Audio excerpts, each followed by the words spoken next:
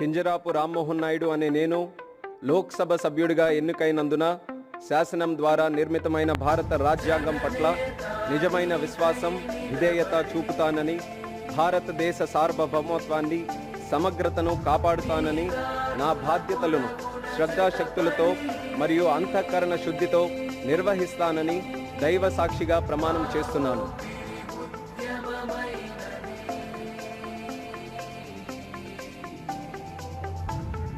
మంచికి బదులిస్తాను.